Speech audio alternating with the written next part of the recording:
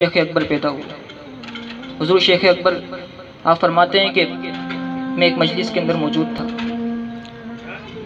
اور اس محفل کے اندر ایک صاحب کشف بچہ موجود تھا جو میرے برابر میں بیٹھا تھا۔ اس بچے کی آنکھوں سے سیل رواں جاری تھا، مسلسل آنسو جاری تھے اس بچے کی آنکھ سے، تھمتے نہیں تھے آنسو۔ میں نے اس بچے سے پوچھا بچے ماجرا کیا ہے، وجہ کیا ہے، رکتے نہیں ہیں تیرے آنسو؟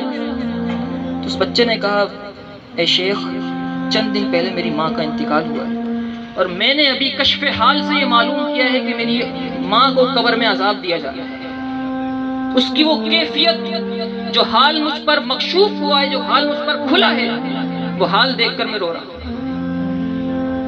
شیخ اکبر فرماتے ہیں میں نے سنا تھا، کہیں پڑھا تھا کہ 70,000 مرتبہ کسی نے کلمہ طیبہ پڑھا ہو اور وہ ایصال ثواب کر دے تو عذاب قبر کو اٹھا لیا جاتا ہے۔ آپ فرماتے ہیں میں نے پڑھ کے رکھا تھا، دل ہی دل کے اندر اس کی ماں کو ایصال ثواب پڑھا۔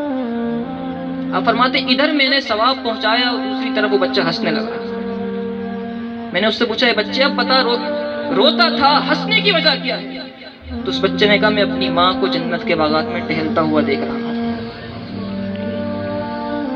ينتظرون دعوة من اب او ام او اخ او صدیق، انتظار میں ہوتا ہے کہ کوئی کچھ پہنچا دے۔